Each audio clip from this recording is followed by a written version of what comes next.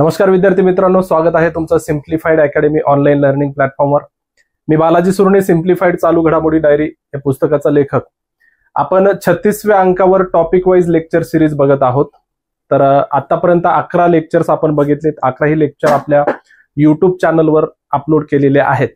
तर आजचा आपला महत्त्वाचा टॉपिक आहे योजना आणि उपक्रम। परीक्षेच्या दृष्टिकोनातून हा फार महत्त्वाचा आहे। बऱ्याचदा तुम्हाला चालू घडामोडी बरोबरच इकॉनॉमिक्स या घटका अंतर्गत सुद्धा योजनावरती प्रश्न विचारलेले आहेत। अर्थशास्त्र या विषयाअंतर्गत सुद्धा याच्यावरती प्रश्न आलेले आहेत। तर 36व्या अंकावर आपण बघतोय लेक्चर। 36वा अंक सध्या मार्केटमध्ये अवेलेबल आहे, तसेच 37वा अंक सुद्धा मार्केटमध्ये अवेलेबल आहे। त्याच्यामध्ये 36व्या अंकामध्ये 1 डिसेंबर 2024 ते 28 फेब्रुवारी 2025 दरम्यानच्या घडामोडी आहेत। 37वा अंक आहे ते 10 मे 2025 पर्यंतच्या घडामोडी समावेश असलेलं पुस्तक सध्या मार्केटमध्ये आहे। त्याचा पुढचा येणारा जो आपला 38वा अंक आहे तो ऑगस्ट 2025च्या फर्स्ट वीक मध्ये तो तुम्हाला उपलब्ध होऊन जाईल। ठीक आहे। तर योजना व उपक्रम हा टॉपिक परीक्षेच्या दृष्टिकोनातून महत्वाचा आहे। आजची आपलं पहिली जी न्यूज आहे ते बेटी बचाओ बेटी पढाओ या कार्यक्रमाला 10 वर्ष पूर्ण झालेले आहेत। बऱ्याचदा याच्यावरती प्रश्न आयोगाने या योजनेवरती विचारलेला आहे। बाल लिंग गुणोत्तर वाढवण्याच्या उद्दिष्टानं हे योजना त्या ठिकाणी सुरू करण्यात आली। 22 जानेवारी 2025 ला या योजनेला 10 वर्ष पूर्ण झाली। याची सुरुवात कधी पण योजनावरती प्रश्न जो विचारलेला आहे तर त्याची सुरुवात कधी झाली, त्याचा उद्देश काय होता, यावरती जास्तीत जास्त प्रश्न विचारलेले आहेत। त्याच्यामुळे हे लक्षात ठेवा, सुरुवात याची 22 जानेवारी 2015 रोजी झालेली आहे। पंतप्रधान नरेंद्र मोदी यांनी पानिपत हरियाणा या ठिकाणाहून या योजनेचा शुभारंभ केलेला आहे। आता ही योजना जी आहे ती कोणत्या मंत्रालयाद्वारे राबवली जाते अशा स्वरूपाचा सुद्धा प्रश्न विचारला जाऊ शकतो। एकूण 3 मंत्रालयांचा या ठिकाणी सहभाग आहे। पहिला आहे महिला व बाल विकास मंत्रालय, दुसरा आहे आरोग्य व कुटुंब कल्याण मंत्रालय आणि तिसरा आहे मानवी संसाधन विकास मंत्रालय। आता मानवी संसाधन विकास मंत्रालयाचं 2020 मध्ये नामकरण झालेलं आहे शिक्षण मंत्रालय। तर ह्या 3 मंत्रालयांच्या संयुक्त याच्याने उपक्रमातून ही जी काही योजना आहे ती राबवली जाते, हे लक्षात ठेवायचं आहे। याचे उद्देश लक्षात ठेवा, लिंग आधारित निवडीला प्रतिबंध घालणे। म्हणजे आपल्या याच्यामध्ये भारतीय संस्कृतीमध्ये खूप मोठं हे आहे की मुलगाच पाहिजे ही मानसिकता अजूनही बऱ्याच ठिकाणी आढळते। ग्रामीण भागामध्ये सुद्धा ही मानसिकता अजून आढळते। तर त्याचा जे काही लिंग आधारित निवडी असते त्याच्यावर प्रतिबंध घालणे सुद्धा याचा एक उद्देश आहे। मुलीचे अस्तित्व आणि संरक्षण सुनिश्चित करणे हा सुद्धा त्याचा उद्देश आहे। मुलींच्या शिक्षणाची आणि त्यांच्या सहभागाची योग्य व्यवस्था सुनिश्चित करणे, तसंच मुलींच्या हक्कांचे रक्षण करणे। नावामध्येच योजनेचं आहे बेटी बचाओ बेटी पढाओ, तर त्याचे हे सगळे मुलींच्या हक्काचं संरक्षण करण्यासाठी उद्देश आहेत। त्याचं फलित जर बघितलं तर 2014-15 मध्ये लिंग गुणोत्तर होतं, जन्माच्या वेळी लिंग गुणोत्तर होतं 918, तर 2022-23 मध्ये 933 पर्यंत त्याची वाढ झालेली आहे। हे या योजनेचं फलित आहे। 4.1 कोटी मुलींसाठी सुकन्या समृद्धी खाती या सुरू करण्यात आलेले आहेत। या योजनेअंतर्गत सुकन्या समृद्धी योजना म्हणून सुद्धा एक उपयोजना म्हणून राबवली जाते। त्याचा पुढे रेफरन्स येणारच आहे, त्याच्याबद्दल माहिती बघणारच आहोत। त्याच्यानंतर 97% सरकारी शाळांमध्ये मुलींसाठी वेगळी शौचालये सुद्धा त्या ठिकाणी तयार करण्यात आलेली आहेत। हे या योजनेचे फलित आहेत। सगळ्यात महत्वाचं लक्षात ठेवायचंय, सुरुवात कधी झाली, 2015 झाली। तारीख लक्षात ठेवा, 22 जानेवारी 2015 या योजनेची सुरुवात झालेली आहे आणि 3 मंत्रालयाअंतर्गत ही योजना राबवली जाते। महिला व बाल विकास मंत्रालय, आरोग्य आणि कुटुंब कल्याण मंत्रालय आणि तिसरा आहे शिक्षण मंत्रालय। या 3 मंत्रालयाद्वारे ही योजना राबवली जाते। आता आपली पुढची योजना आहे स्वामित्व योजना। 18 जानेवारी 2025 रोजी व्हिडिओ कॉन्फरन्सिंगच्या माध्यमातून स्वामित्व योजनेअंतर्गत देशभरातील 65 लाखाहून अधिक संपत्ती मालकांना प्रॉपर्टी कार्डची किंवा मालमत्ता पत्राचे वाटप त्या ठिकाणी नरेंद्र मोदी यांच्या हस्ते झालेलं आहे। तर स्वामित्व योजनेबद्दल माहिती विचारली जाऊ शकते। स्वामित्वचा लॉंग फॉर्म काय लक्षात घ्या, survey of villages mapping with improvised technology in village areas. म्हणजे त्याचा मराठीत अर्थ काय होतो, गावांमध्ये सुधारित तंत्रज्ञानांसह केले जाणारे सर्वेक्षण आणि मॅपिंग, असं त्याचा स्वामित्वचा अर्थ होतो. याची सुरुवात लक्षात घ्यायची, 24 एप्रिल 2020 ला याची सुरुवात झाली. आता 24 एप्रिल हा जो दिवस आहे तो पंचायत राज दिन म्हणून आपल्याकडे साजरा केला जातो. आपल्याला माहित आहे 73वी घटना दुरुस्ती 1993 ला 73व्या घटना दुरुस्तीची अंमलबजावणी झाली 24 एप्रिल 1993 ला. त्याच्या स्मरणार्थ हा पंचायत राज दिन साजरा केला जातो. 2010 पासून पंचायत राज दिन साजरा केला जातो. तर 24 एप्रिल 2020 ला या योजनेची सुरुवात झाली, हे लक्षात ठेवा. याचं प्रमुख मंत्रालय कोणतं आहे, तर पंचायत राज मंत्रालयाअंतर्गत स्वामित्व योजना राबवली जाते. तुम्हाला सरळ प्रश्न विचारला जाऊ शकतो, असं मंत्रालय आणि विभाग सुद्धा बऱ्याचदा विचारलेले आहेत. स्वामित्व योजना केंद्र सरकार कोणत्या मंत्रालयामार्फत राबवते, अशा स्वरूपाचा प्रश्न त्या ठिकाणी विचारला जाऊ शकतो. तर मंत्रालय सुद्धा लक्षात ठेवा. आता सर्वेक्षण जे केलं जातं गावांमध्ये, जे काही सर्वेक्षण किंवा मॅपिंग केलं जातं ते कोण करतं, तर सर्वे ऑफ इंडिया ही जी संस्था आहे भारताची गव्हर्नमेंटची, त्यामार्फत हे सर्वेक्षण केलं जातं. उद्दिष्ट काय आहे, तर खेडोपाड्यातील जे काही घरे असतात त्यांच्या हक्कांची नोंद घेणे व त्यांना प्रॉपर्टी कार्ड देणं ह्याचं उद्दिष्ट आहे. या योजनेत ड्रोन वापरून सर्व ग्रामीण मालमत्तांचे सर्वेक्षण केले जाते आणि प्रत्येक गावासाठी GIS आधारित नकाशे वगैरे तयार केले जातात. म्हणजे जी प्रॉपर्टी आहे त्याचं मॅपिंग करण्याचं महत्वाचं काम स्वामित्व योजनेमध्ये केलं जातं. स्वामित्व योजना कशा संबंधित आहे असं सुद्धा विचारलं जाऊ शकतं, त्यामुळे हे लक्षात ठेवायचं आहे. पुढची योजना आहे ओडिशामध्ये ABPMJ, म्हणजे जे प्रधानमंत्री जन आरोग्य योजना आहे किंवा आयुष्मान भारत योजना म्हणतात, त्या संदर्भात न्यूज आहे. ओडिशामध्ये ती योजना लागू करण्यात आली. आतापर्यंत ओडिशा, दिल्ली आणि पश्चिम बंगाल ह्या 3 राज्य सोडता बाकी सगळीकडे ही योजना लागू होती. पण आता दिल्लीने सुद्धा ही योजना लागू केलेली आहे आणि ओडिशाने सुद्धा लागू केलेली आहे. फक्त पश्चिम बंगाल या राज्यामध्ये एकमेव राज्य असं आहे की आयुष्मान भारत योजना त्या ठिकाणी लागू नाही. तर त्या संदर्भात न्यूज आहे. आयुष्मान भारत प्रधानमंत्री जन आरोग्य योजना लागू करणारं हे 34वं राज्य बनलेलं आहे. या ठिकाणी केंद्रशासित प्रदेशांचा सुद्धा समावेश आहे. 34वं केंद्रशासित प्रदेश आणि राज्य एकत्र जर विचार केला तर 34वं राज्य ठरलेलं आहे. केंद्रीय आरोग्य मंत्रालयाच्या राष्ट्रीय आरोग्य प्राधिकरणाने 13 जानेवारी 2025 रोजी ओडिशाच्या आरोग्य आणि कुटुंब कल्याण विभागासोबत यासंबंधी साजरा केला जातो, सामंजस्य करार करण्यात आला. तर एक गोष्ट लक्षात ठेवायची आहे, ही जी काही योजना आहे आयुष्मान भारत योजना, तर राष्ट्रीय आरोग्य प्राधिकरणाद्वारे या गव्हर्नमेंटच्या संस्थेद्वारे अंमलबजावणी केली जाते. तुम्हाला सरळ प्रश्न विचारला जाऊ शकतो की हा आयुष्मान भारत योजना कोणत्या संस्थेमार्फत राबवली जाते, तर राष्ट्रीय आरोग्य प्राधिकरण लक्षात ठेवा, त्याच्या मार्फत राबवली जाते. ही योजना ओडिशातील विद्यमान गोपबंधू जन आरोग्य योजनेच्या एकत्रीकरणात लागू करण्यात येणार आहे. गोपबंधू जन आरोग्य योजना आणि आयुष्मान भारत योजना ही एकत्रितरित्या त्या ठिकाणी लागू करण्यात येणार आहे. यामध्ये प्रति कुटुंब 5 लाख रुपयांचे विमा संरक्षण दिलं जातं आणि महिला सदस्यांसाठी अतिरिक्त 5 लाख रुपये दिले जातात. हे आकडा लक्षात ठेवायचंय. आयुष्मान भारत जन आरोग्य योजनेअंतर्गत 5 लाख रुपयांचं प्रत्येक कुटुंबाला त्या ठिकाणी विमा कव्हर या योजनेमध्ये भेटतं. आता नवीन जे सत्ता बदल झालेला आहे नवी दिल्लीमध्ये, दिल्लीचे आता सध्या मुख्यमंत्री कोण आहेत, रेखा गुप्ता. आपण राजकीय घडामोडीमध्ये किंवा नेमणुकामध्ये यांच्याविषयी माहिती बघितलेली आहे. रेखा गुप्ता यांच्या अध्यक्षतेखाली 20 फेब्रुवारी 2025 रोजी झालेल्या पहिल्या कॅबिनेट बैठकीमध्येच हा जी काही योजना आहे ती लागू करण्याचा त्या ठिकाणी निर्णय घेण्यात आला.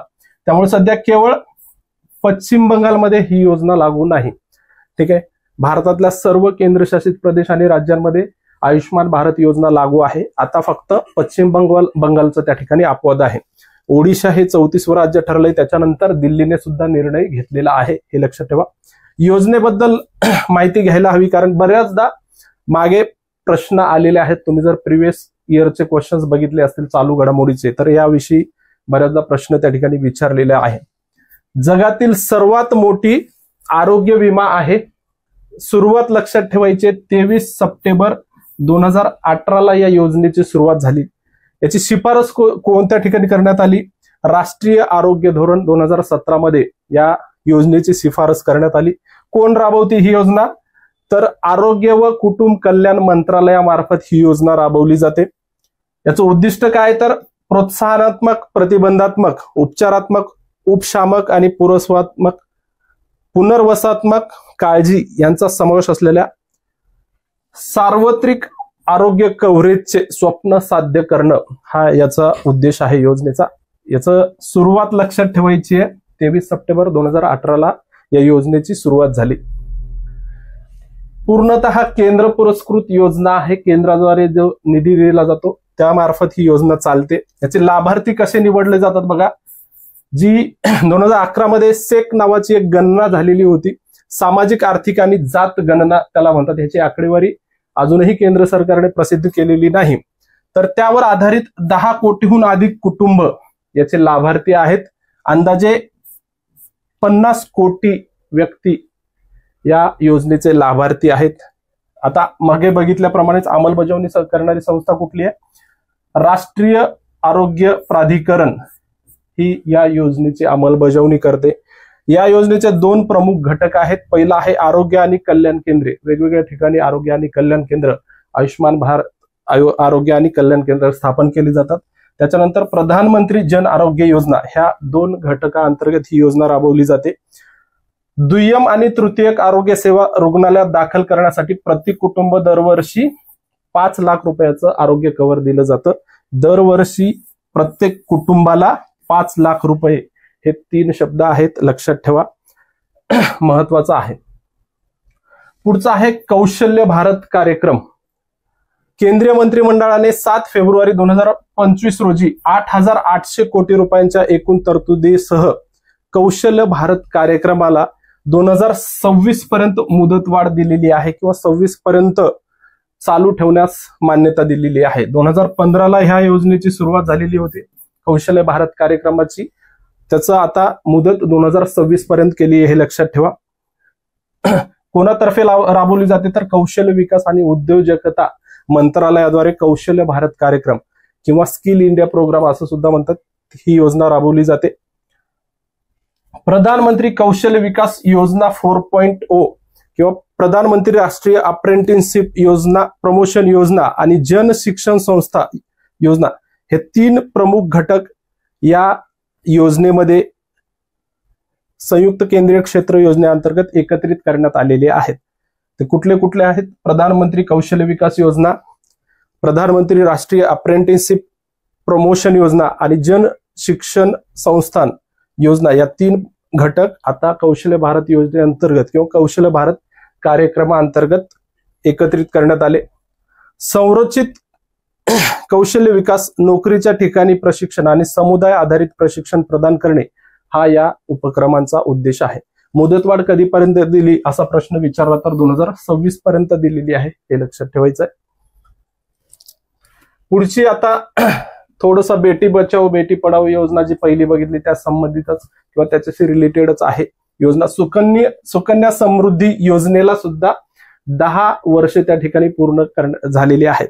दोन्ही योजना, बेटी बचाओ बेटी पढाओ योजना आणि सुकन्या समृद्धी योजना एकाच दिवशी सुरू झाल्यात, हे लक्षात ठेवायचं आहे. 22 जानेवारी 2015 ह्या योजना पंतप्रधान नरेंद्र मोदी यांच्या हस्ते पानिपत हरियाणा या ठिकाणाहून ही योजना सुरू झाली. अर्थ मंत्रालयाच्या अंतर्गत येणारा आर्थिक व्यवहार विभाग या योजनेसाठी जबाबदार आहे. ही जी सुकन्या समृद्धी योजना आहे ती अर्थ मंत्रालयाच्या अंतर्गत येणारा जो आर्थिक व्यवहार विभाग आहे त्या योजनेसाठी जबाबदार आहे. नोव्हेंबर 2024 पर्यंत 4.1 कोटीहून अधिक सुकन्या समृद्धी खाते त्या ठिकाणी उघडण्यात आलेली आहेत. मुलगी जन्मल्यानंतर 10 वर्षाची होईपर्यंत पालक मुलीच्या नावानं एक अकाउंट किंवा खाते उघडू शकतात. प्रत्येक वित्तीय वर्षात कमीत कमी 250 रुपये आणि जास्तीत जास्त 1.5 लाख रुपये त्या खात्यामध्ये पालक ठेव म्हणून ठेवू शकतात किंवा डिपॉझिट करू शकतात. खाते उघडण्याच्या तारखेपासून 15 वर्षापर्यंतच्या कालावधीसाठी ठेवी ठेवल्या जातात. जे काही ठेवी आहेत त्या 15 वर्षासाठी ठेवल्या जातात. त्याच्यानंतर त्या ठेवीवरती 8.2% व्याजदर मिळतो. तर हे मुलींचं भविष्य सिक्युअर करण्यासाठी सुरू करण्यात आलेली योजना आहे. सुरुवात 22 जानेवारी 2015 झाली. पानिपत हरियाणा या ठिकाणाहून झालेली आहे. याची मात्र अंमलबजावणी अर्थ मंत्रालयाचा आर्थिक व्यवहार विभाग करतो, हे लक्षात ठेवायचं आहे.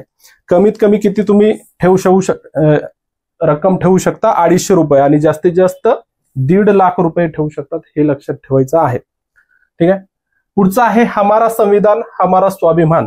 भारतीय संविधानाला 75 वर्ष पूर्ण झाल्यानिमित्त हमारा संविधान हमारा स्वाभिमान ही योजना त्या ठिकाणी सुरू करण्यात आलेली होती. ही मोहीम राबवण्यात आलेली होती. कायदा आणि न्याय मंत्रालयाच्या न्याय विभागाद्वारे राबवण्यात येणाऱ्या designing innovative solutions for holistic access to justice किंवा त्याला शॉर्टमध्ये दिशा असं म्हटलं जातं, या योजनेअंतर्गत हा कार्यक्रम राबवण्यात आला. जो हमारा संविधान हमारा स्वाभिमान हा कार्यक्रम आहे, तर दिशा नावाची एक योजना आहे, त्या योजनेच्या अंतर्गत राबवण्यात आला. हे महत्वाचं आहे.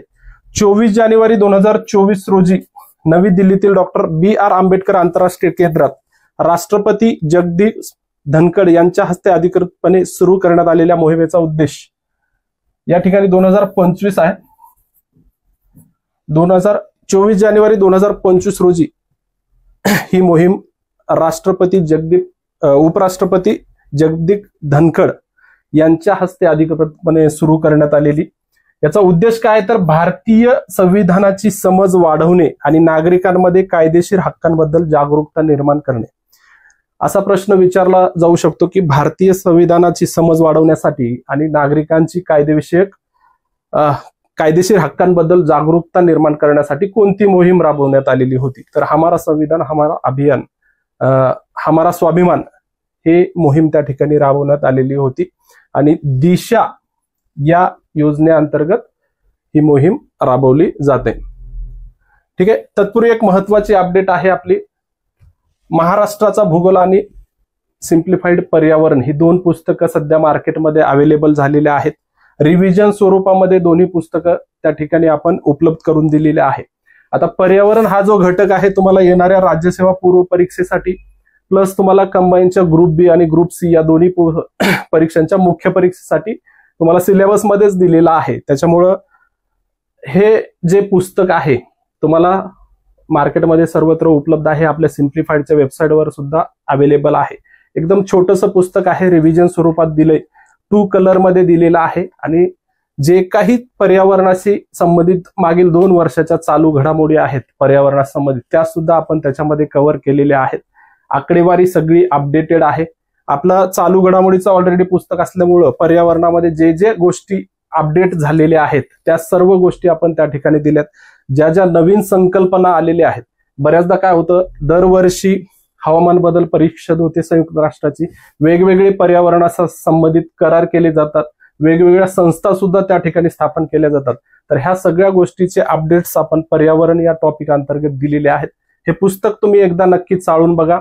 मुख्य परीक्षेसाठी किंवा राज्यसेवा पूर्व परीक्षेचा तयारी करत असाल तर त्याला नक्कीच फायद्याचं ठरणारं पुस्तक आहे. दुसरं महत्वाचं आहे महाराष्ट्राचा भूगोल. हे पुस्तक सुद्धा आपण रिव्हिजन स्वरूपात मॅप्स आणि इन्फोग्राफिक्सचा वापर करून व्यवस्थित त्याची मांडणी केलेली आहे. हे सुद्धा अपडेटेड डेटा असलेलं पुस्तक आहे. याच्यामध्ये प्रिव्हियस इयरचे सर्व क्वेश्चन्स आपण कव्हर केलेले आहेत. जे क्वेश्चन्स आहेत त्याला अनुषंगाने जो डेटा आहे तो सुद्धा आपण अपडेट केलेला आहे.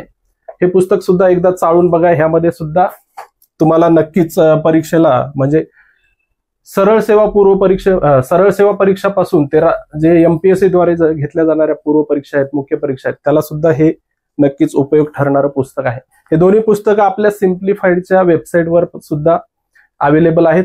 simplifiedcart.com नावाची वेबसाईट आहे किंवा मार्केटमध्ये तुम्ही कुठं जरी बघितलं तरी कोणत्याही दुकानात तुम्हाला हे पुस्तकं भेटून जातील.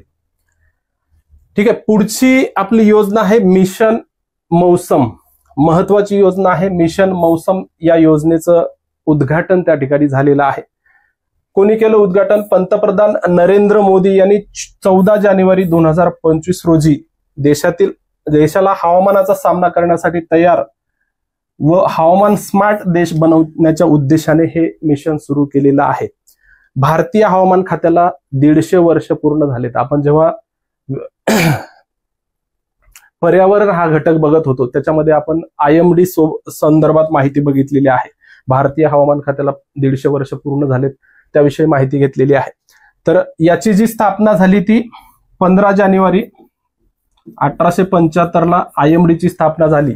त्या 150व्या स्थापना दिनाच्या पूर्वसंध्येला म्हणजे 14 जानेवारीला ही नवीन योजना जी आहे त्या योजनेचं उद्घाटन त्या ठिकाणी करण्यात आलेलं आहे. भारतीय हवामान खात्याच्या वर्धापन दिनानिमित्त आयोजित कार्यक्रमामध्ये नरेंद्र मोदी यांनी या योजनेचं उद्घाटन केलं.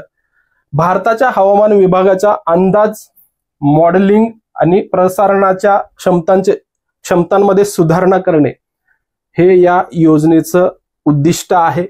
मिशन मौसम हे कशा संदर्भात आहे अशा स्वरूपाचा प्रश्न विचारला जाऊ शकतो किंवा कधी सुरुवात झाली ही तारीख सुद्धा विचारली जाऊ शकते. तर हे महत्वाचे मुद्दे आहेत. देशात दिल्या जाणाऱ्या हवामान आणि अंदाज सेवांच्या सर्व पैलूंचा समावेश करणे हे या मिशन मौसमचे उद्दिष्ट आहे. या योजनेच्या अंमलबजावणीसाठी जी काही निधी आहे तर पहिल्या 2 वर्षांसाठी 2000 कोटी रुपयांची तरतूद या योजनेसाठी करण्यात आली. यापूर्वी याच स्वरूपाची एक योजना त्या ठिकाणी सुरू होती. 2012 मध्ये मिशन मान्सून नावाची अशाच प्रकारची मोहीम सुरू करण्यात आली होती. भारताच्या दीर्घकालीन अंदाजामध्ये सुधारणा करण्याचं या योजनेचं उद्दिष्ट होते. म्हणजे जे हवामान दृष्ट्या किंवा पावसाचा अंदाज असेल किंवा इतर काही हवामानाचे घटक असतील त्याचा अंदाज व्यक्त करण्यासाठी जो काही अचूकता आहे त्याच्यामध्ये सुधारणा करण्यासाठी ही योजना सुरू करण्यात आली होती. मिशन मौसमचे नेतृत्व कोण करतं, कोणत्या मंत्रालयाद्वारे राबवली जाते हे महत्वाचं आहे. पृथ्वी विज्ञान मंत्रालयाच्या निधीतून चालणाऱ्या 3 संस्था आहेत. त्या 3 संस्थेद्वारे याचं नेतृत्व केलं जातं. त्यामध्ये पहिला आहे भारतीय हवामान विभाग, ज्याला नुकतीच 150 वर्ष पूर्ण झालेत. दुसरा आहे Indian Institute of Tropical Meteorology, पुण्यामध्ये ही संस्था आहे. त्याच्यानंतर National Centre for Medium Range Weather Forecasting ही उत्तर प्रदेशमधील नोएडा या ठिकाणी संस्था आहे. या 3 संस्थेच्या माध्यमातून मिशन मौसम ही योजना राबवली जाते हे लक्षात ठेवा. पुढची महत्वाची योजना आहे जल जीवन मिशन, हर घर जल योजना. तर याच्यामध्ये केंद्र सरकारच्या जल जीवन मिशन हर घर जल योजनेअंतर्गत येणाऱ्या सर्व ग्रामीण घरांना 100% पाईपद्वारे पाणी पुरवठा करणारे पंजाब हे देशातील 5वे राज्य ठरलेलं आहे. ठीक आहे, हे लक्षात ठेवायचंय. जल जीवन मिशन हर घर योजनेअंतर्गत 100% ग्रामीण घरांना 100% पाईपद्वारे पाणी पुरवठा करणारं पंजाब पहिलं राज्य आहे. गोवा हे पहिलं राज्य ठरलेलं होतं. पंजाब हे 5वं राज्य आहे हे लक्षात ठेवा. गोवा हे पहिलं राज्य ठरलेलं होतं. 2024 पर्यंत प्रत्येक ग्रामीण घराला नळाने पाणी पुरवठा करण्याच्या उद्दिष्टाने 15 ऑगस्ट 2019 रोजी या मिशनची सुरुवात करण्यात आली होती. जल जीवन मिशनची सुरुवात कधी झाली तर 2019ला झाली, 15 ऑगस्ट 2019ला. त्याचं उद्दिष्ट काय होतं तर 2024 पर्यंत प्रत्येक ग्रामीण घराला नळाद्वारे पाणी पुरवठा करणं हे त्या योजनेचं उद्दिष्ट होतं. प्रत्येक घराला प्रति व्यक्ती दररोज 55 लिटर पाणी पुरवठा करण्याचं उद्दिष्ट या जल जीवन मिशनचा आहे. हा आकडा लक्षात ठेवा, येणाऱ्या परीक्षामध्ये विचारला जाऊ शकतो. प्रति घर म्हणजे प्रत्येक घराला प्रति व्यक्ती 55 लिटर पाणी पुरवठा त्या ठिकाणी करण्याचं उद्दिष्ट आहे. 2020 मध्ये हर घर जल योजनेअंतर्गत सर्व ग्रामीण घरांना 100% पाईपद्वारे पाणी पुरवठा करणारे गोवा हे देशातील पहिले राज्य ठरलेलं आहे. आता पंजाब हे 5वं राज्य ठरलं हे लक्षात ठेवायचं आहे. पुढचं आहे NEP सारथी नावाची योजना, जे राष्ट्रीय शैक्षणिक धोरणाअंतर्गत म्हणजे नॅशनल एज्युकेशन पॉलिसी असं NEP चा लॉंग फॉर्म होतो. नॅशनल एज्युकेशन पॉलिसी सारथी नावाची योजना UGC ने सुरू केलेली आहे. विद्यापीठ अनुदान आयोगाने देशभरातून NEP सारथी म्हणून निवडलेल्या विद्यार्थ्यांची यादी जाहीर केली. म्हणजे राष्ट्रीय शैक्षणिक धोरण जे आहे त्याची अंमलबजावणीचा प्रसार करण्यासाठी NEP सारथी म्हणून काही विद्यार्थ्यांची त्या ठिकाणी निवड केली जाते. तर निवडलेल्या विद्यार्थ्यांची यादी जाहीर केलेली आहे. ही योजना कोण राबवतं हे लक्षात ठेवा, विचारलं जाऊ शकतं. विद्यापीठ अनुदान आयोगाची ही योजना आहे. त्यानुसार देशभरातील 100हून अधिक उच्च शिक्षण संस्थातील 700हून अधिक विद्यार्थ्यांची निवड करण्यात आली. महाराष्ट्रातील 84 विद्यार्थ्यांची त्या ठिकाणी निवड करण्यात आलेली आहे. राष्ट्रीय शिक्षण धोरण 2020च्या अंमलबजावणीत विद्यार्थ्यांना सहभागी करून घेण्यासाठी UGCने 2023 मध्ये या योजनेची घोषणा केलेली आहे. कधी घोषणा झाली? 2023ला. कोण? UGC म्हणजे कोणती संस्था संबंधित आहे असं विचारलं जाऊ शकतं. NEP सारथीच्या माध्यमातून देशातील विद्यार्थ्यांच्या समुदायांमध्ये सक्रिय सहभाग घेऊन सारथी झालेल्या विद्यार्थ्यांनी राष्ट्रीय शैक्षणिक धोरणाच्या अंमलबजावणीत सहकार्य करण्यासाठी, म्हणजे जे काही 2020चं राष्ट्रीय शैक्षणिक धोरण आहे त्याच्या अंमलबजावणीमध्ये सहकार्य करण्यासाठी सारथी नावाची ही योजना सुरू करण्यात आलेली आहे. त्याचा लॉंग फॉर्म जर बघितला तर student ambassador for academic reforms in transforming higher education in India. तुम्हाला सरळ विचारलं जाऊ शकतो की सारथी ही योजना UGCने सुरू केलेली कशा संदर्भात आहे? तर राष्ट्रीय शिक्षण धोरणाची अंमलबजावणीमध्ये विद्यार्थ्यांचं सहकार्य घेण्यासाठी ही योजना सुरू करण्यात आलेली आहे. आता आपले संक्षिप्त स्वरूपाच्या योजना सुरू झालेल्या आहेत. बऱ्याचदा याच्यावरती ज्या वेगवेगळ्या राज्यांनी सुरू केलेल्या योजना आहेत तर योजनेचं नाव विचारलं जातं आणि कोणत्या राज्यांनी योजना सुरू केली असं सुद्धा विचारलं जातं. बऱ्याचदा त्याचे उद्दिष्ट सुद्धा विचारलेले आहेत. शॉर्टमध्ये बघूयात. हरियाणा साक्षीदार संरक्षण योजना सुरू केलेली आहे, त्या संदर्भात बघूया. न्याय व्यवस्थेत महत्वाची भूमिका बजावणाऱ्या साक्षीदारांची सुरक्षा सुनिश्चित करण्यासाठी साक्षीदार संरक्षण योजना 2025 सुरू केली. कोणत्या राज्याने केली? हरियाणा या राज्याने सुरू केलेली आहे. ही जी योजना आहे ते मृत्यूदंड, जन्मठेपेची शिक्षा किंवा 7 वर्षे व त्याहून अधिक कारावासाची शिक्षा असलेल्या गुन्ह्यांच्या साक्षीदारांना लागू असणार आहे. सरळ प्रश्न विचारला जाऊ शकतो की न्यायव्यवस्थेत महत्वाची भूमिका बजावणाऱ्यांना साक्षीदारांची सुरक्षितता निश्चित करण्यासाठी कोणत्या राज्याने योजना सुरू केली किंवा साक्षीदार संरक्षण योजना 2025 कोणत्या राज्याने सुरू केली असं विचारलं तर हरियाणा या राज्याने सुरू केलेली आहे, हे लक्षात ठेवा. पुढचं आहे प्रगती मार्ग योजना म्हणून एक सुरू केलेली आहे. राज्यातील ग्रामीण रस्त्यांचे जाळे सुधारण्यासाठी आणि विकसित करण्यासाठी कर्नाटक या राज्याने मार्च 2025 मध्ये प्रगती मार्ग योजना सुरू करण्याची त्या ठिकाणी हे केलेली आहे घोषणा. या योजनेअंतर्गत सरकार 7110 किलोमीटर ग्रामीण रस्ते सुधारण्यासाठी आणि विकसित करण्यासाठी 5190 कोटी रुपयांची गुंतवणूक करणार. या ठिकाणी एवढंच लक्षात ठेवायचंय की राज्यातील ग्रामीण रस्त्यांचे जाळे सुधारण्यासाठी किंवा त्याचा विकास करण्यासाठी प्रगती मार्ग योजना कोणत्या राज्यांनी सुरू केलेली आहे? तर कर्नाटक या राज्याने सुरू केलेली आहे. किंवा असं सुद्धा विचारलं जाऊ शकतं की कर्नाटक राज्याने सुरू केलेल्या प्रगती मार्ग योजनेचे उद्दिष्ट काय आहे?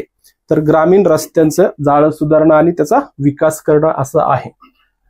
पुढचं गुजरात राज्याची योजना आहे जी सफल उपक्रम. या संदर्भात गुजरात सरकारने फेब्रुवारी 2025 मध्ये अंत्योदय कुटुंबाचे जीवनमान मजबूत करणे, महिलांचं सक्षमीकरण करणं, आर्थिक स्वयंपूर्णतेला चालना देणं ह्या 3 उद्दिष्टाने जी सफल नावाची एक उपक्रम सुरू केलेला आहे.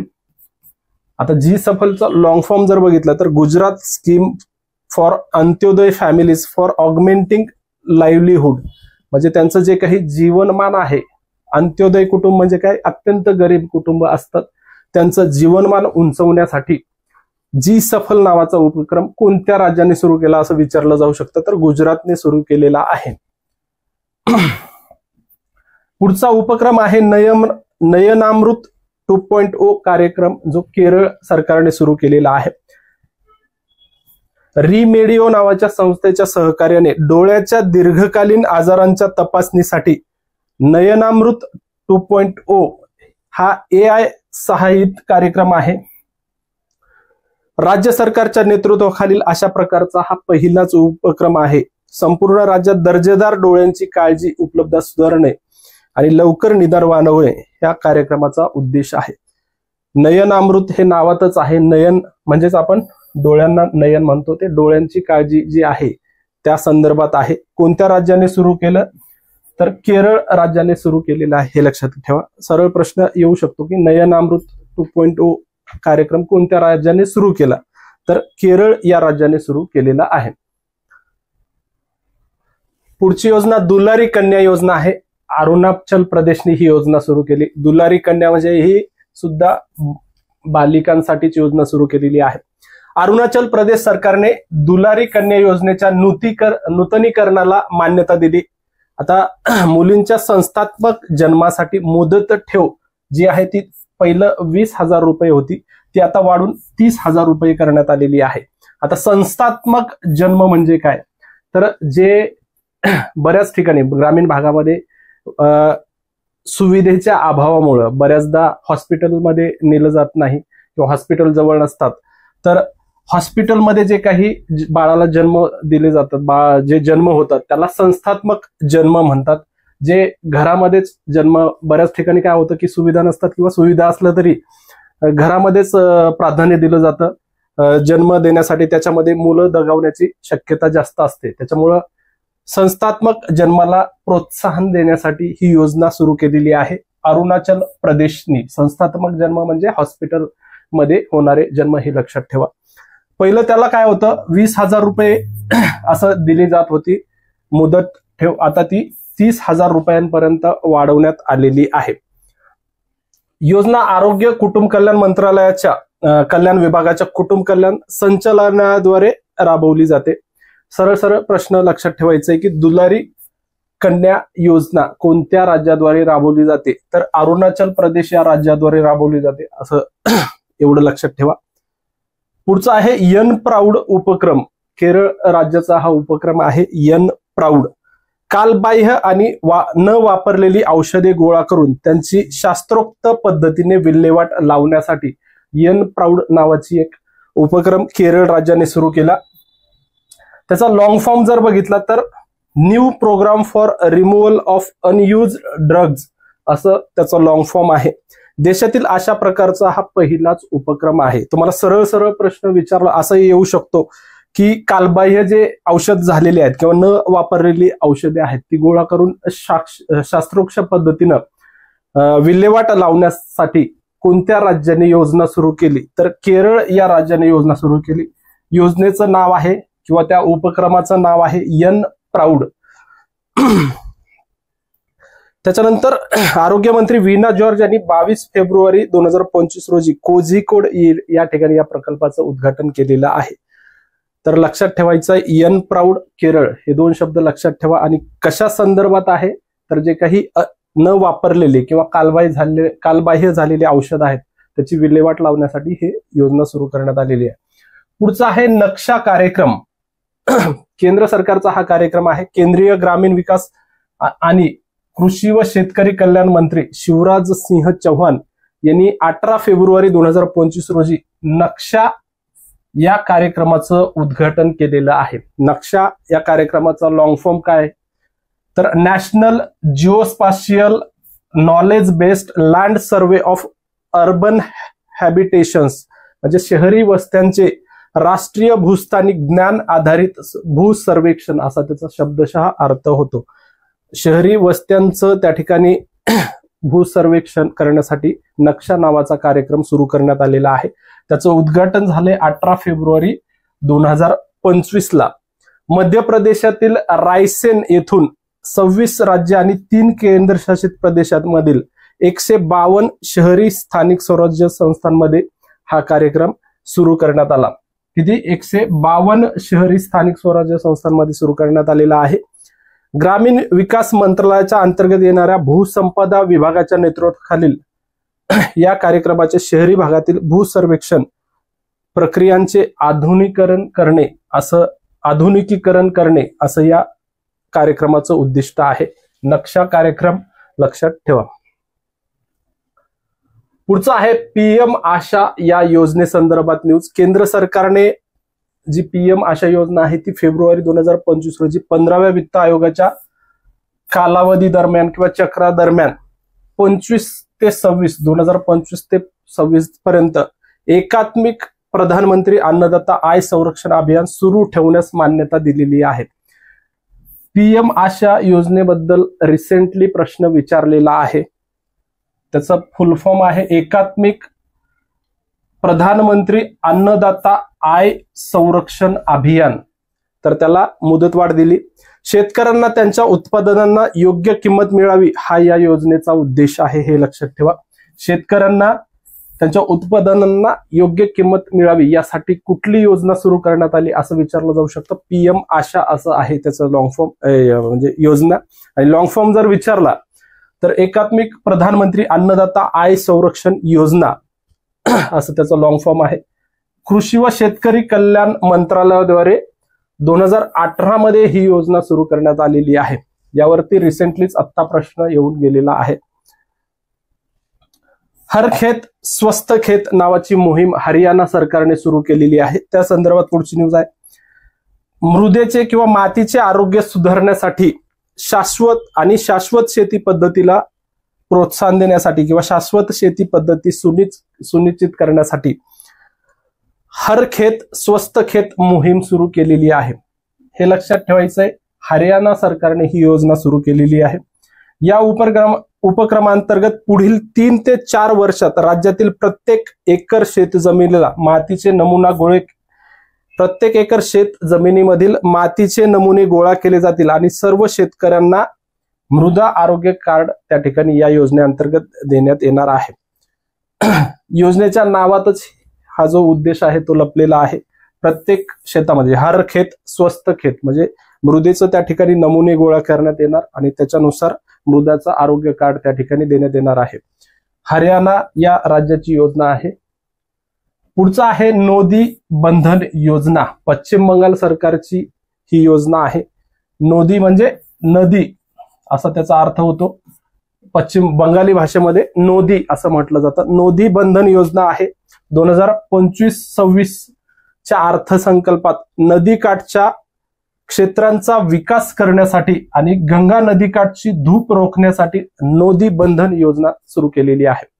सरळ प्रश्न या ठिकाणी विचारला जाऊ शकतो की नदीकाठच्या क्षेत्राचा विकास करण्यासाठी आणि गंगा नदीकाठचं धूप जी आहे मृदा धूप ती रोखण्यासाठी कोणत्या राज्याने नोदी बंधन योजना सुरू करण्यात आलेली आहे.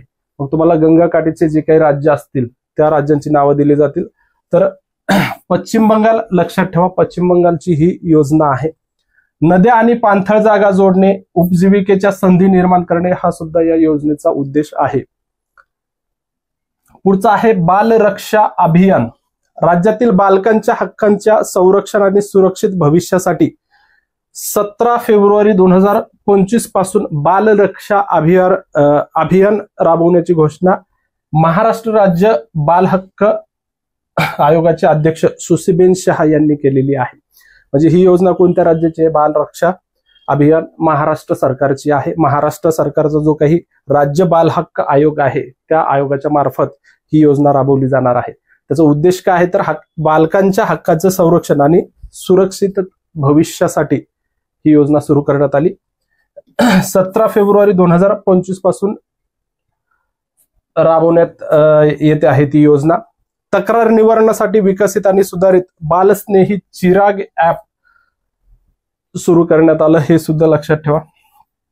बालस्नेही चिराग ऍप कोणी सुरू केलं असं सुद्धा विचारलं जाऊ शकतं.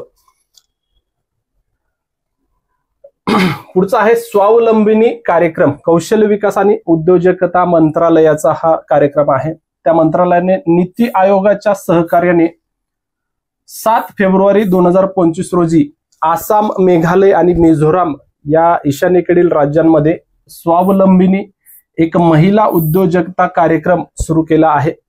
ईशान्येकडील निवडक उच्च शिक्षण संस्थांमधील महिला विद्यार्थ्यांना त्याच्या उद्योजकीय प्रवासात यशस्वी होण्यासाठी आवश्यक असलेल्या उद्योजकीय मानसिकता, संसाधने आणि मार्गदर्शनाने सुसज्ज करून सक्षम करणे असा त्याचा उद्देश आहे.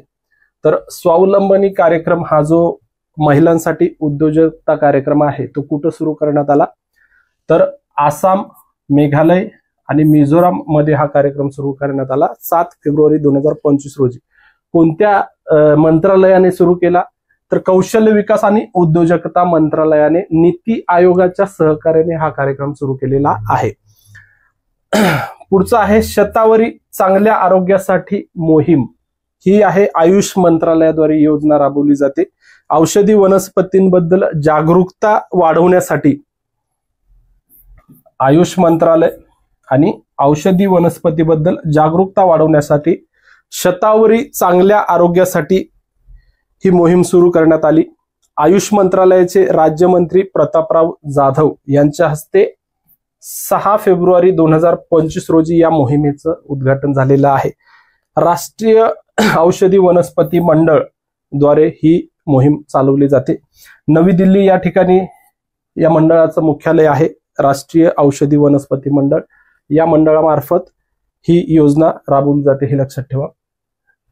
आता परीक्षा पे चर्चा दरवर्षी पंतप्रधान नरेंद्र मोदी यांच्या अध्यक्षतेखाली किंवा ते परीक्षा पे चर्चा नावाचा एक कार्यक्रम आयोजित करतात. परीक्षा पे चर्चा ही 2025 चा जो काही कार्यक्रम आहे त्याची 8वी आवृत्ती 10 फेब्रुवारी 2025 रोजी नवी दिल्लीतील भारत मंडपम या ठिकाणी आयोजित करण्यात आलेली होती.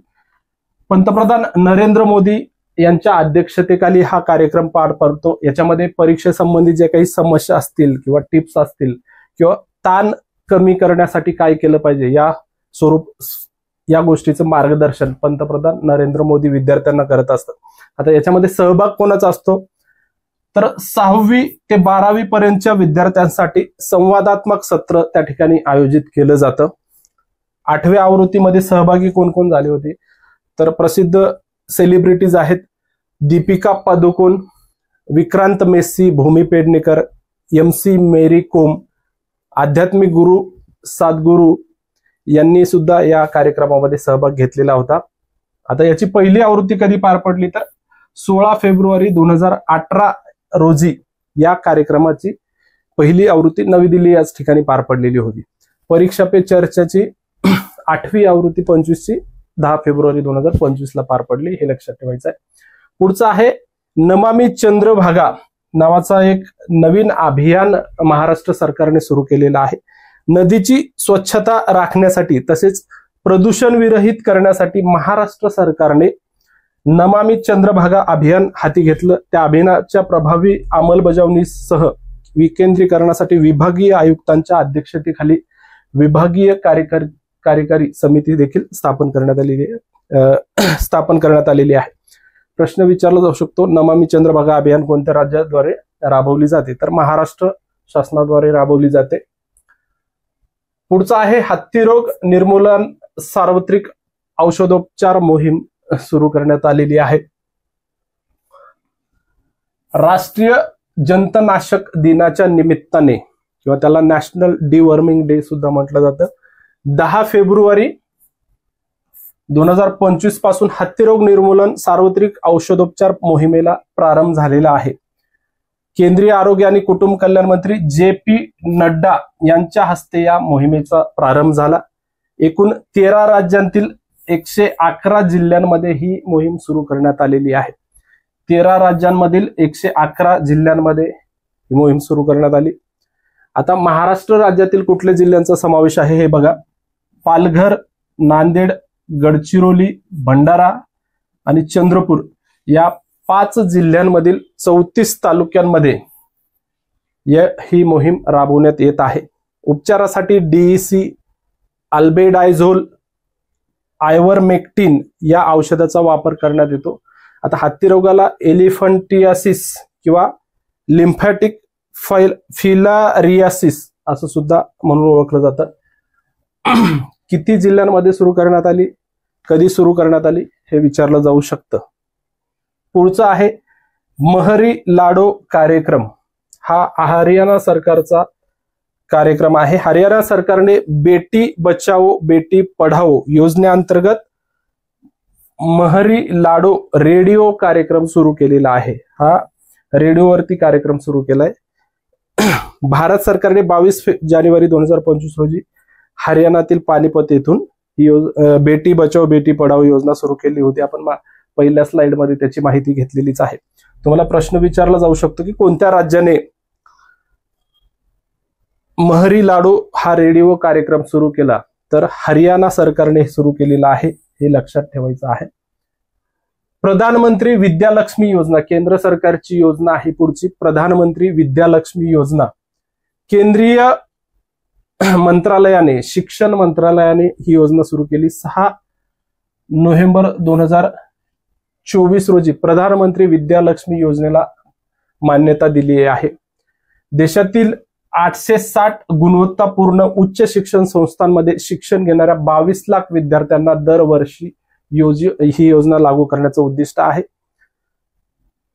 आता याचं हे काय आहे, हेतू काय आहे, तर विद्यार्थ्यांना देशातील शैक्षणिक संस्थांमध्ये उच्च शिक्षण घेण्यासाठी 10 लाख रुपयांचे शैक्षणिक कर्ज देऊन आधार दिला जातो. ह्या योजनेअंतर्गत शैक्षणिक कर्ज घेऊ इच्छिणाऱ्या विद्यार्थ्यांसाठी विद्यालक्ष्मी नावाचं पोर्टल सुद्धा त्या ठिकाणी विकसित करण्यात आलेलं आहे. सुरुवात 6 नोव्हेंबरला झाली आणि त्याचं स्वरूप काय आहे की उच्च शिक्षणमध्ये शिक्षण घेताना जे काही शैक्षणिक कर्ज दिलं जातं ते 10 लाख रुपयांपर्यंत कर्ज देण्याचं कर्ज या योजनेअंतर्गत दिलं जातं. पुढची महत्वाची योजना आहे सुभद्रा योजना. IIM संबलपूर ओडिशाच्या सुभद्रा योजनेच्या प्रभावाचे मूल्यांकन करणार आहे. नरेंद्र मोदी यांच्या हस्ते या योजनेचं सुरुवात झाली होती, उद्घाटन झाले होते. पंतप्रधान नरेंद्र मोदी यांच्या हस्ते सप्टेंबर 2024 मध्ये सुभद्रा योजना मोदी यांनी सुरू केलेली होती. तर त्याचं उद्दिष्ट काय आहे, ओडिशातील 21 ते 60 वर्ष वयोगटातील पात्र महिलांना आर्थिक मदत प्रदान करणे आणि प्रत्येक लाभार्थीला 5 वर्षामध्ये 50,000 रुपये आर्थिक मदत त्या ठिकाणी करण्यात येणार आहे. दरवर्षी 10,000 रुपये त्या ठिकाणी मदत करण्यात येणार आहे. असं 5 वर्षासाठी 50,000 रुपये महिलेला त्या मिळणार आहेत. सुभद्रा योजना ही महिला संदर्भात योजना कोणत्या राज्यांची आहे किंवा महिलांना आर्थिक मदत करण्यासाठी सुभद्रा योजना कोणत्या राज्यांनी सुरू केलेली आहे असं विचारलं जाऊ शकतं. तर ओडिशा या राज्याने ही योजना सुरू केलेली आहे. पुढचं आहे ट्री आधार अभियान. जम्मू काश्मीर सरकारनं ट्री आधार अभियान सुरू केलेलं आहे. कमी होत चाललेल्या चिनार वृक्षांचं संवर्धन करण्यासाठी ट्री आधार अभियान सुरू केलं. या उपक्रमात चिनार या झाडांची गणना करणे आणि प्रत्येक झाडाला एक वेगळी ओळख निर्माण करणं. जसं आपलं आधार कार्ड आहे, आपल्याला एक युनिक नंबर भेटतो, आधार नंबर भेटतो, त्याच स्वरूपाचं चिनार या झाडांना एक वेगळी ओळख देण्यासाठी की जम्मू काश्मीर सरकारने ट्री आधार नावाचं अभियान सुरू केलेलं आहे. चिनार हा जम्मू काश्मीर या राज्याचा राज्यवृक्ष आहे. जम्मू काश्मीर सध्या केंद्रशासित प्रदेशाचा सध्या आहे, तर त्याचा राज्यवृक्ष चिनार हा वृक्ष आहे, हे लक्षात ठेवा. आणि ट्री आधार अभियान ह्या चिनार वृक्षाचं संरक्षण करण्यासाठी सुरू करण्यात आलेलं आहे. पुढचं आहे भूमिहीन कृषी मजदूर कल्याण योजना. छत्तीसगडमध्ये ही योजना सुरू करण्यात आली. छत्तीसगडचे मुख्यमंत्री विष्णुदेव साय यांनी रायपूरमध्ये दीनदयाल उपाध्याय भूमिहीन कृषी मजदूर कल्याण योजना सुरू केलेली आहे. या योजनेअंतर्गत राज्यातील 5.62 लाख किंवा त्याहून अधिक भूमिहीन शेतमजूर बैगा गुनिया यांना दरवर्षी 10,000 रुपयांची आर्थिक मदत मिळणार आहे. भूमिहीन शेतकऱ्यांना दरवर्षी 10,000 रुपयांची आर्थिक मदत करण्यासाठी कोणत्या राज्याने दीनदयाल उपाध्याय भूमिहीन कृषी मजदूर योजना सुरू केली असं विचारलं जाऊ शकतं. तर छत्तीसगड या राज्याने सुरू केलेली आहे. 10,000 रुपयांची आर्थिक मदत त्या ठिकाणी मिळणार आहे, लक्षात ठेवा. पुढचा आहे शिशु शक्ती उपक्रम. राज्य कुपोषण मुक्त करण्याच्या उद्देशाने झारखंड सरकारने 18 जानेवारी 2025 रोजी शिशु शक्ती पॅकेट्सचे वितरण सुरू करण्यात केले आहे. त्यामध्ये गंभीर कुपोषित मुलांसाठी रेशन दिलं जातं, हे लक्षात ठेवायचं आहे. शिशु शक्ती उपक्रम कोणत्या राज्याचा आहे, तर झारखंड ह्या राज्याचा आहे. 18 जानेवारी 2025ला त्यांनी सुरुवात केलेली आहे. त्वरित नावाचा एक प्लॅटफॉर्म मध्य प्रदेश सरकारने सुरू केलेला आहे. त्या संदर्भात पुढची न्यूज आहे. त्वरित असं त्याचं नाव आहे. मध्य प्रदेश उच्च न्यायालयाने सुरू केलंय. वॉरंट समन्स अहवाल डिजिटली प्रसारित करण्यासाठी त्वरित नावाचा प्लॅटफॉर्म सुरू केलेला आहे. मध्य प्रदेश उच्च न्यायालयाने हे सुरू केले, एवढं लक्षात ठेवायचंय. सर्वोच्च न्यायालयाचे न्यायाधीश एस ओका यांच्या हस्ते 18 जानेवारी 2025 रोजी त्याचं अनावरण करण्यात आलं. त्याचा जर लॉंग फॉर्म बघितला त्वरितचा, तर transmission of warrants summons and reports by information टेक्नॉलॉजीचा वापर करून वॉरंट समन्स आणि अहवाल डिजिटल स्वरूपात प्रसारित करण्यासाठी त्वरित हा प्लॅटफॉर्म सुरू केला. कोणी सुरू केला असं विचारलं जाऊ शकतं, किंवा मध्य प्रदेश उच्च न्यायालयाने ह्यासाठी कुठलं प्लॅटफॉर्म सुरू केलं असं सुद्धा विचारलं जाऊ शकतं. पुढचं आहे राष्ट्रीय ब्रॉडबँड मिशन 2.0. केंद्रीय दूरसंचार मंत्री ज्योतिरादित्य शिंदे यांनी 17 जानेवारी 2025 रोजी राष्ट्रीय ब्रॉडबँड मिशन साठी व्हिजन डॉक्युमेंटचं अनावरण त्या ठिकाणी केलेलं आहे. याची सुरुवात जी झाली ती डिसेंबर 2019ला राष्ट्रीय ब्रॉडबँड मिशन सुरू झालेलं आहे. 2030 पर्यंत सध्याच्या 50,000 वरून 2.7 लाख गावापर्यंत कार्यरत फायबर कनेक्टिव्हिटी वाढवणं हे उद्दिष्ट आहे. या राष्ट्रीय ब्रॉडबँड मिशनचं उद्दिष्ट काय आहे, तर 2030 पर्यंत 2.7 लाख गावापर्यंत चालू असलेलं किंवा कार्यरत असलेलं फायबर कनेक्टिव्हिटी पोहोचवणं किंवा उपलब्ध करून देणं हा या योजनेचं उद्दिष्ट आहे. तर त्याचं जी दुसरी आवृत्ती आहे त्याच्या व्हिजन डॉक्युमेंटला आता मान्यता भेटलेली आहे. नवीन नॅशनल ब्रॉडबँड मिशनच्या उद्दिष्टामध्ये ग्रामीण भागात सुधारित फायबरायझेशन, जलद स्थिर इंटरनेट गती आणि दूरसंचार पायाभूत सुविधांसाठी मार्गांचा अधिकार सुधारणे हे नवीन योजनेमध्ये समाविष्ट आहे. पुढचा आहे भारत रणभूमी दर्शन नावाचा एक नवीन उपक्रम त्या ठिकाणी सुरू करण्यात आलेला आहे. 77व्या लष्कर दिनानिमित्त हा उपक्रम सुरू करण्यात आला. लष्कर दिन आपल्याकडे दरवर्षी 15 जानेवारी रोजी साजरा केला जातो. आपण संरक्षण घडामोडीमध्ये हे बघितले, आर्मी डे परेड, तर त्यामध्ये बघितलेला आहे. जो 77वा लष्कर दिन साजरा करण्यात आला त्या निमित्ताने संरक्षण मंत्रालयाने भारत रणभूमी दर्शन नावाचा एक नवीन उपक्रम सुरू केला. संपूर्ण भारतात युद्धभूमी पर्यटनाला प्रोत्साहन देणं हे या कार्यक्रमाचं उद्दिष्ट आहे. भारतीय लष्कर, राज्य सरकारे, पर्यटन मंत्रालय यांच्यातील सहकार्याने हा कार्यक्रम सुरू करण्यात आला. या अंतर्गत भारतीय सशस्त्र दलांच्या बलिदानांचे स्मरण करणाऱ्या 77 स्थळांवर लक्ष केंद्रित करण्यात येणार आहे. 77व्या लष्कर दिनानिमित्त सुरू केलं आणि जे काही भारतीय बलिदानाचे 77 स्थळ आहेत त्याच्यावर लक्ष केंद्रित करण्यात आलं. यासाठी जानेवारी 2025 रोजी म्हणजे 15 जानेवारी 2025 रोजी एक समर्पित रणभूमी ऍप सुद्धा त्या ठिकाणी सुरू करण्यात आलेलं आहे. रणभूमी ऍप हे कशा संदर्भात आहे असं सुद्धा विचारलं जाऊ शकतं. जे काही पास्टमध्ये भारतीय लष्कराने शौर्य दाखवले वेगवेगळ्या युद्धांमध्ये, तर त्या स्थळांवर पर्यटन वाढवण्याच्या उद्देशाने हे नवीन योजना आणि ऍप सुरू करण्यात आलेलं आहे. पुढचा आहे काशी तमिळ संगम 3.0. केंद्रीय शिक्षण मंत्री धर्मेंद्र प्रधान यांनी 15 जानेवारी 2025 रोजी काशी तमिळ संगमाच्या 3ऱ्या आवृत्तीसाठी नोंदणी पोर्टल सुरू केलेला आहे. IIT मद्रासने या पोर्टलची निर्मिती केली. 15 ते 24 फेब्रुवारी 2025 दरम्यान उत्तर प्रदेशातील वाराणसी या ठिकाणी हा कार्यक्रम आयोजित करण्यात येणार आहे किंवा तो पार पडलेला आहे.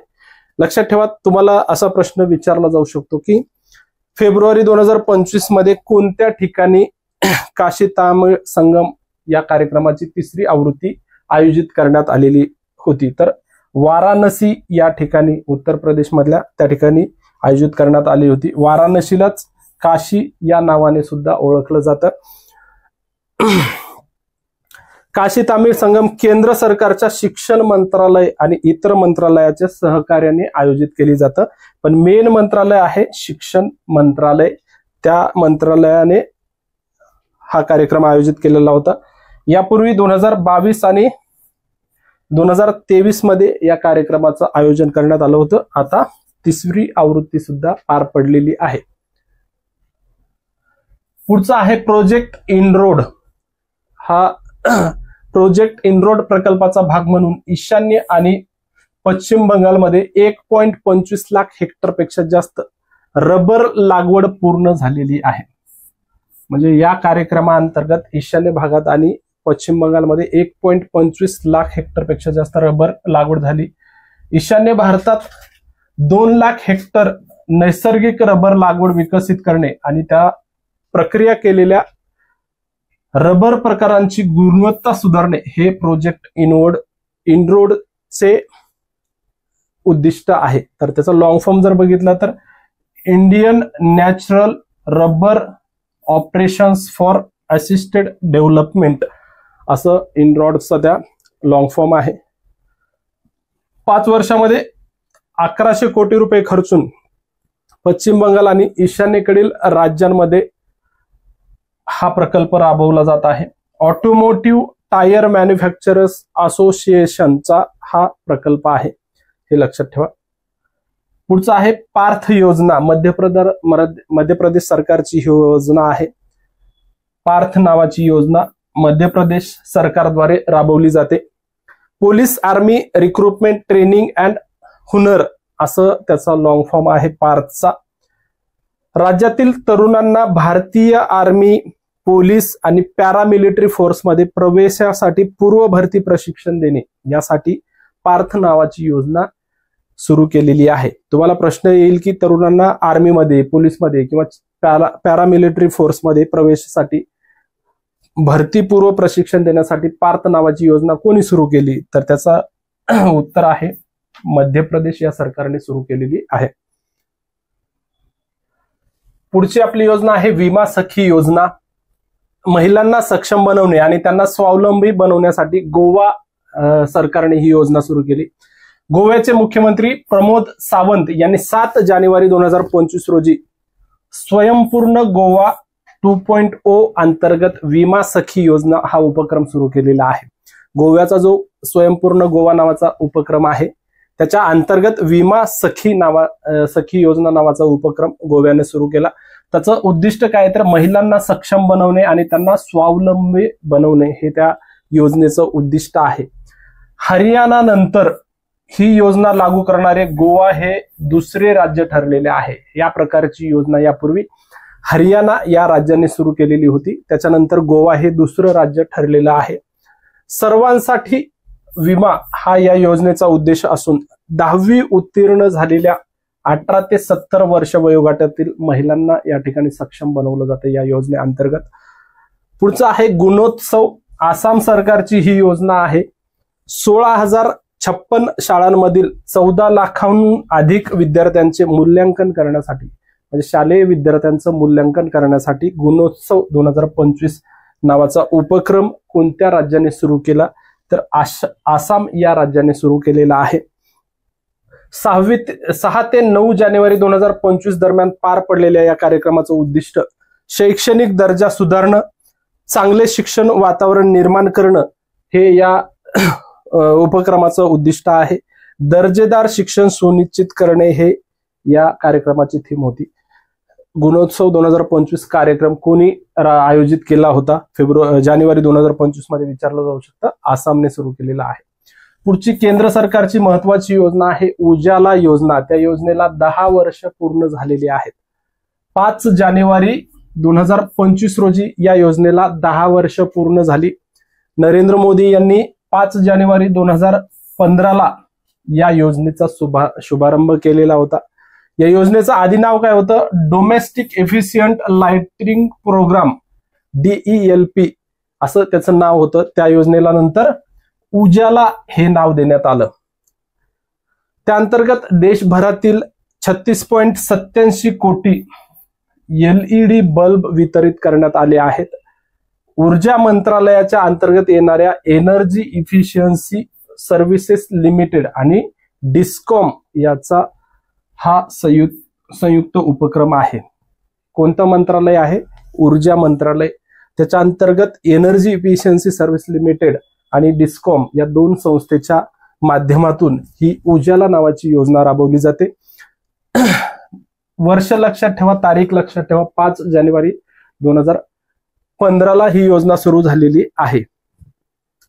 हा जगातील सर्वात मोठा शून्य अनुदानित घरगुती प्रकाश योजना कार्यक्रम आहे. हे सुद्धा लक्षात ठेवायचं आहे. पुढची योजना जी आहे मैया सन्मान योजना, झारखंड सरकारची योजना आहे. झारखंडचे तत्कालीन मुख्यमंत्री हेमंत सोरेन यांनी 6 जानेवारी 2025 रोजी मैया सन्मान योजनेअंतर्गत 56.61 लाख लाभार्थी महिलांच्या खात्यामध्ये 1415 कोटींचा निधी हस्तांतरित केलेला आहे. लाभार्थीची प्रतिमाह रक्कम 1000 वरून 2500 रुपये करण्याचा सुद्धा निर्णय त्या ठिकाणी घेण्यात आलेला आहे. मैया सन्मान योजना कोणत्या राज्याची आहे असं विचारलं जाऊ शकतं. तर झारखंड या राज्याची आहे. दर महिन्याला लाभार्थीला पहिलं 1000 रुपये दिले जात होते, आता 2500 रुपये करण्याचा निर्णय त्या ठिकाणी घेण्यात आलेला आहे. पुढचा आहे विस्तार प्रकल्प.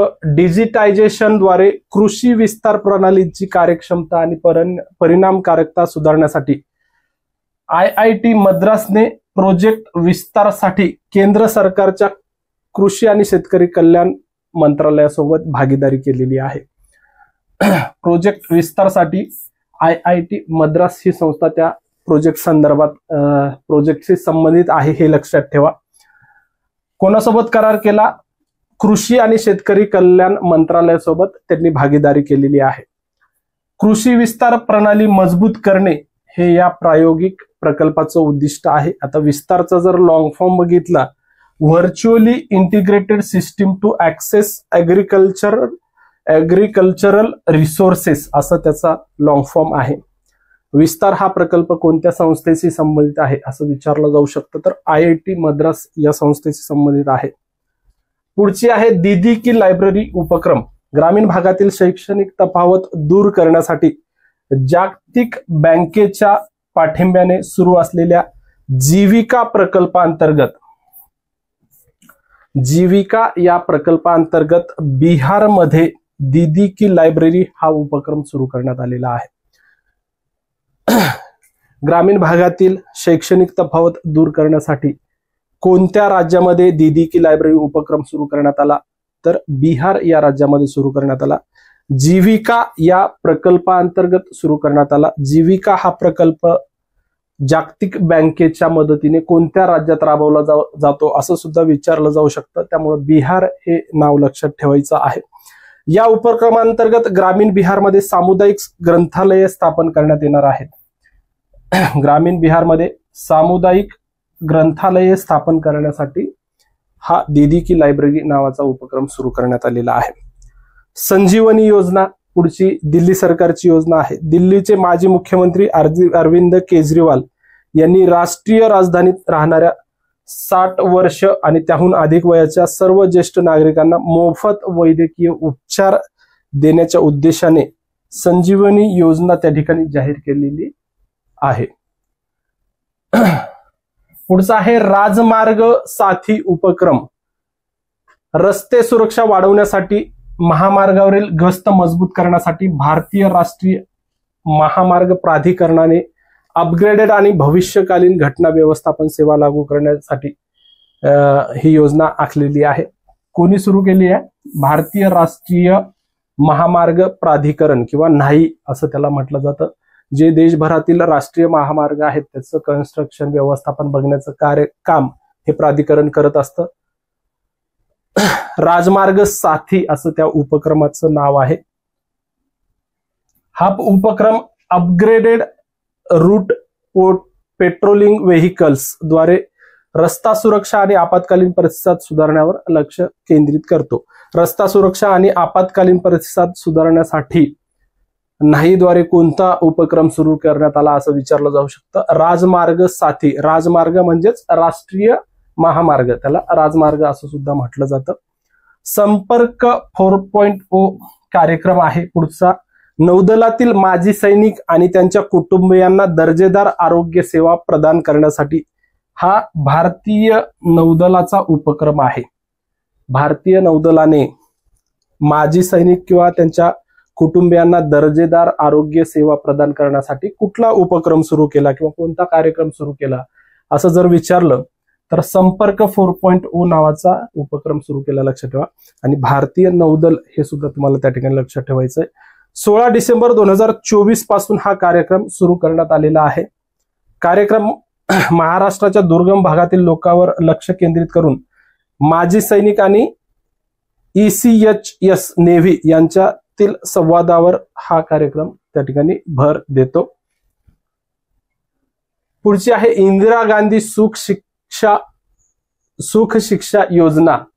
हिमाचल प्रदेशची ही योजना आहे, इंदिरा गांधी सुख शिक्षा योजना. मुख्यमंत्री सुखविंदर सिंग सुक्खू यांनी त्यांच्या सरकारची 2 वर्ष पूर्ण झाल्यानिमित्ताने 6 कल्याणकारी योजना सुरू केलेल्या आहेत. त्यापैकी इंदिरा गांधी सुख शिक्षा योजना ही एक प्रमुख योजना त्या ठिकाणी सुरू केलेली आहे. त्यामध्ये 5145 लाभार्थ्यांना 1.38 कोटी रुपये वितरित करण्यात आले. 18 वर्षाखालील पात्र मुलांना दरमहा 1000 रुपये आणि उच्च शिक्षणासाठी आर्थिक मदत मिळते. 53.21 कोटी रुपयाच्या वार्षिक बजेटसह या योजनेचे उद्दिष्ट बाल शोषण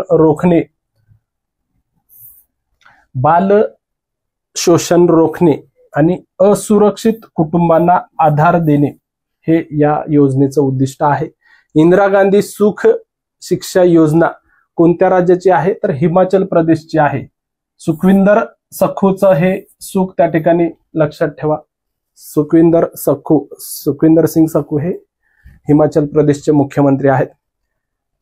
पुढचं आहे विमा सखी योजना. नरेंद्र मोदी यांच्या हस्ते या योजनेचं सुरुवात झाली. 9 डिसेंबर 2024 रोजी त्याचं उद्घाटन झालेलं आहे. आणि LIC ची ही योजना आहे. भारतीय आयुर्विमा महामंडळाच्या किंवा LICच्या विमा सखी योजनेचं उद्घाटन मोदी यांनी केलेलं आहे. आर्थिक साक्षरता आणि विमा जागरूकता याद्वारे महिलांचे सक्षमीकरण करण्यासाठी ही योजना त्या ठिकाणी सुरू करण्यात आलेली आहे.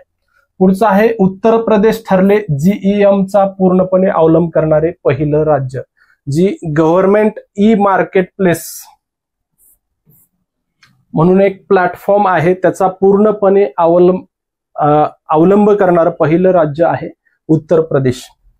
आपली खरेदी प्रक्रिया पूर्ण केंद्र सरकारच्या मार्केट प्लेस सोबत पूर्णपणे जोडणारं उत्तर प्रदेश हे देशातील पहिलं राज्य बनलेलं आहे. उत्तर प्रदेश यांनी GeM चा पूर्णपणे अवलंब करून आपली दीर्घकाळ चालणारी निविदा प्रणाली रद्द केलेली आहे. GeM हे 100% सरकारी मालकीचे आणि राष्ट्रीय सार्वजनिक खरेदी पोर्टल आहे. म्हणजे त्या प्लॅटफॉर्मवरती, याला गव्हर्नमेंट मार्केट प्लेस म्हणतात, या प्लॅटफॉर्मवरती गव्हर्नमेंटचे जे काही खरेदी विक्री आहे ते त्या प्लॅटफॉर्मवर केली जातं. आणि त्याचा 100% अवलंब करणारं पहिलं राज्य आहे उत्तर प्रदेश. हा 2016 मध्ये वाणिज्य आणि उद्योग मंत्रालयाने सुरू केलेला उपक्रम आहे, हे सुद्धा लक्षात ठेवा. पुढचं आहे डिजिटल कृषी अभियान. सप्टेंबर 2024 मध्ये घोषित केलेल्या डिजिटल कृषी अभियानांतर्गत राज्यातील लक्षित शेतकऱ्यांच्या 25% शेतकऱ्यांसाठी शेतकरी ओळखपत्र किंवा किसान पहचान पत्र तयार करणारे गुजरात हे देशातील पहिले राज्य बनलेलं आहे. शेतकऱ्यांच्या म्हणजे जे काही टार्गेट ठेवलेलं होतं त्याच्यापैकी 25% शेतकऱ्यांना शेतकरी ओळखपत्र देणारं पहिलं राज्य कुठलं असं विचारलं जाऊ शकतं, किंवा किसान पहचान पत्र असं हिंदीमध्ये त्याला म्हटलं जातं. हे तयार करणारे गुजरात हे देशातील पहिलं राज्य ठरलेलं आहे. पुढचं आहे अपार ID संदर्भात. विद्यार्थ्यांना अपार ID एक युनिक ID दिला जातो, त्या संदर्भात न्यूज आहे.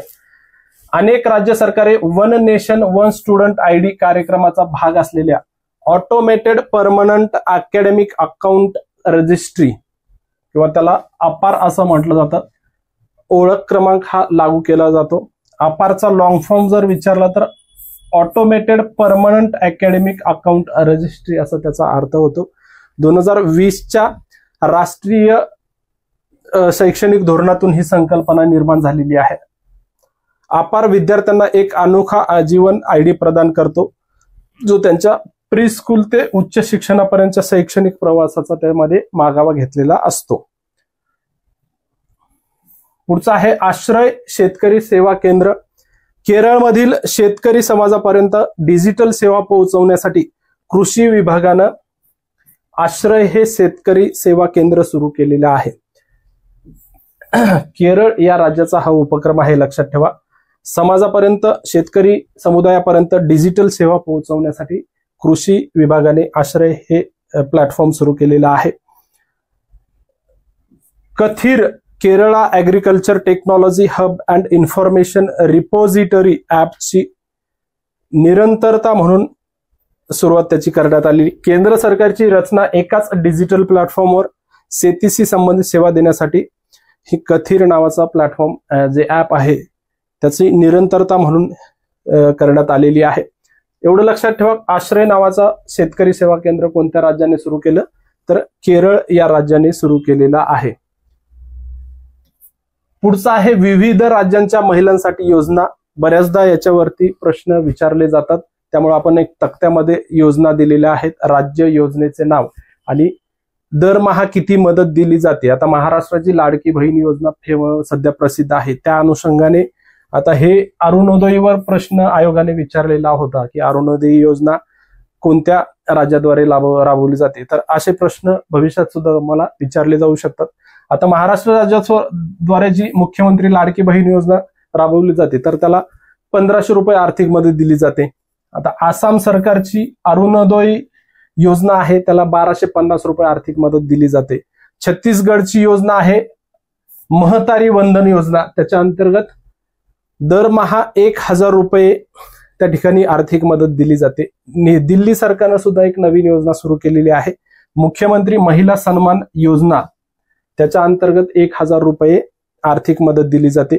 कर्नाटकने आता रिसेंटली गृहलक्ष्मी योजना सुरू केलेली आहे, त्यामध्ये 2000 रुपये महिलांना दरमहा दिले जातात.